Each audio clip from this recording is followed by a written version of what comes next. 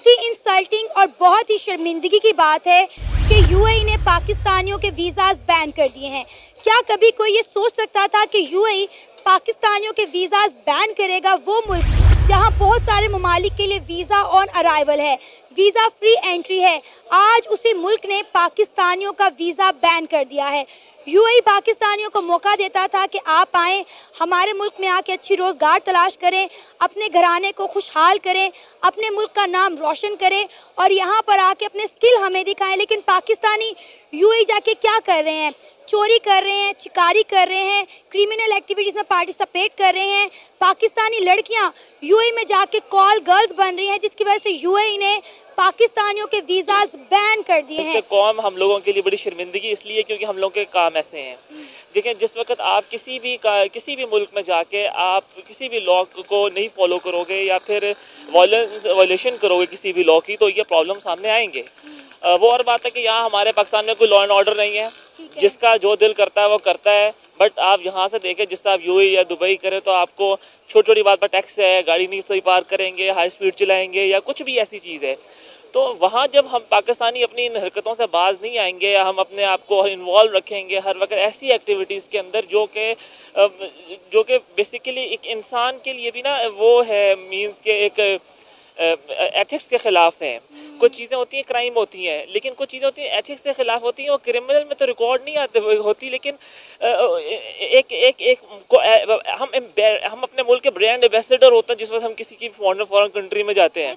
कोई एक भी इंसान अगर वहाँ कोई ऐसा इशू क्रिएट करे जो कि लीगली या फिर एथिक्स के ख़िलाफ़ है। अब यहाँ से मुझे बड़ा अफसोस हुआ लास्ट टाइम देख के कि जिस वक्त ये जो हमारे एक्स जो है सुप्रीम कोर्ट के जो थे जज, उनके पीछे लड़के लोग लग गए और बड़ा उनको किया। बट देखें, जो कुछ भी था हम लोगों को इसको एक लीगल वे से प्रोसीड करना चाहिए था। अब देखें वहाँ लंदन की जो आवाम होगी या गवर्नमेंट क्या सोच रहे होंगे कि हम अपने लॉ को जूती की नोक पर रखते हैं। सर, अब ये देखें ना कि हम लोग करते क्या हैं कि यहाँ से 70-80 हज़ार रुपये की टिकट लेकर और लाख रुपए का वीज़ा लेकर हम क्या कर रहे हैं, हम दुबई जा रहे हैं और दुबई जाके क्या कर रहे हैं, हम दरहम में भीख मांग रहे हैं। वहाँ जाके ख़वातीन क्या कर रही हैं कि प्रोस्टिट्यूट बन रही हैं, जो मर्द है वो भीख मांग रहे हैं, क्रिमिनल एक्टिविटीज़ कर रहे हैं, लड़कियों को हरास कर रहे हैं। यूएई ने कहा है कि हम यूएई को दूसरा पाकिस्तान नहीं बनने देंगे, बेहतर है कि इनके वीज़ाज बैन कर दो। पहले वीज़ाज दे नहीं रहे थे, अब वीज़ाज परमानेंट बैन कर दिए गए हैं। अच्छा, प्रॉब्लम पता क्या है, ये पूरी दुनिया जो है ना उसकी वो एक गेम है उसकी, वो है डिमांड एंड सप्लाई की। ठीक है, डिमांड एंड सप्लाई। जब आप बुराई की डिमांड होती है ना तो उसकी सप्लाई भी ज़्यादा हो जाती है। ये एक जनरल फैक्ट है। जय हिंद साथियों, कोई देश वीज़ा जब देता है ना तो वो निश्चित संख्या में वीज़ा देता है किसी देश को।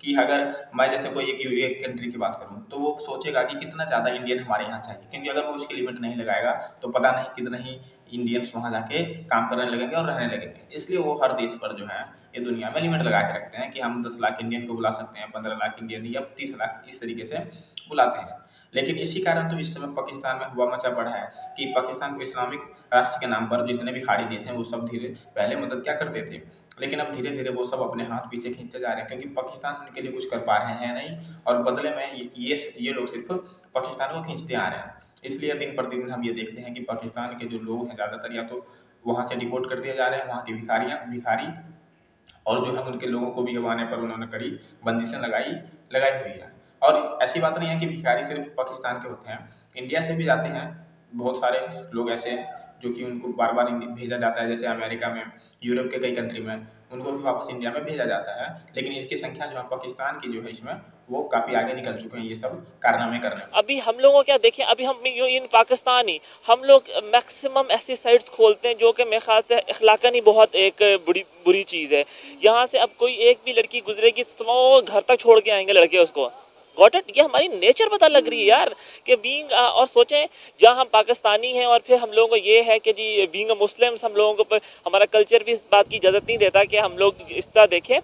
बट जिस वक्त आप एक फॉरेन कंट्री में जाओगे और वहाँ उनके लिए सब कॉमन है, वो कोई नहीं करता बॉदर, जस्ट चल यार बटन ही भी लिया या वट एवर, वहाँ जाके आप और भी ओपन हो जाओगे। तो सोचें आप फिर, और फिर लड़कियों के लिए वो शॉर्टकट्स तलाश करती हैं।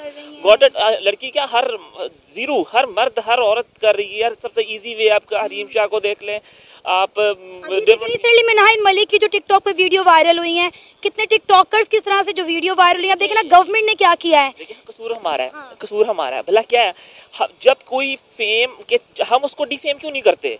जिस वक्त नाहिद मलिक की हम इससे पहले एक और की हुई, क्या नाम, मुझे ज़हन से निकल गया नाम उनका, उन्होंने अपने खुद वीडियो, हरीम शाह, हाँ, उनको फेम मिला, पैसा मिला, उनका यार कितने मिलियन फॉलोअर्स मिल गए, अरबों रुपया आ गया।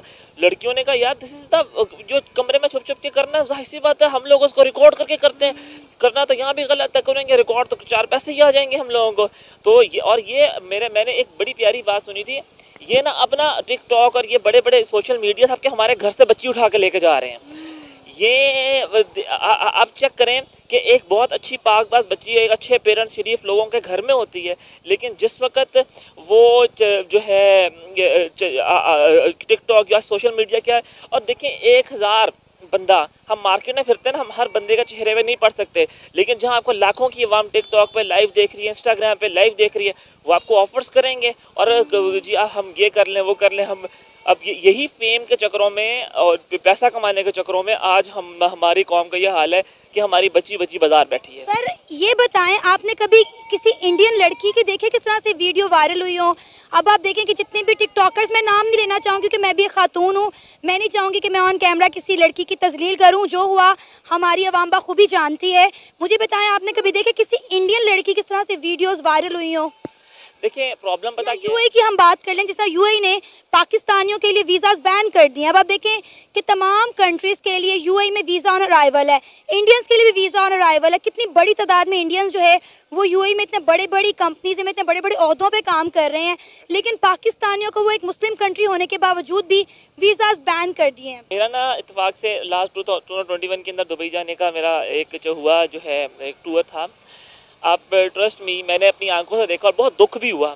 जितने बांग्लादेशी थे वॉशरूम में काम कर रहे थे, और जितने पाकिस्तानी थे वो भी वहाँ पर जो है स्वीपर या मॉब लगाने का काम करते, और मैंने लिटरली इंडियंस को वहाँ पर एक अच्छी पोस्ट पे, मिसलन आप वो कैशियर जो है पासपोर्ट चेकिंग पे या फिर इस तरह यानी कि वैल्यूएबल पोस्ट पे उनको देखा।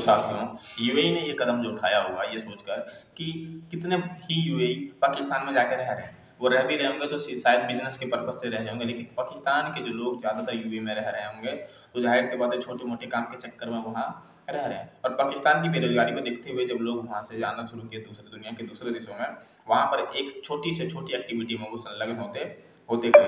इसी कारण तो ये खबर आ रहा है कि वहाँ की जो ज़्यादातर लड़कियाँ पाकिस्तान की अगर वहाँ गई तो कॉल गर्ल भी बन जाती है, और वहाँ के जो लोग गए भीख भी मांगने लग जाते हैं या फिर चोरी भी करने लग जाते हैं।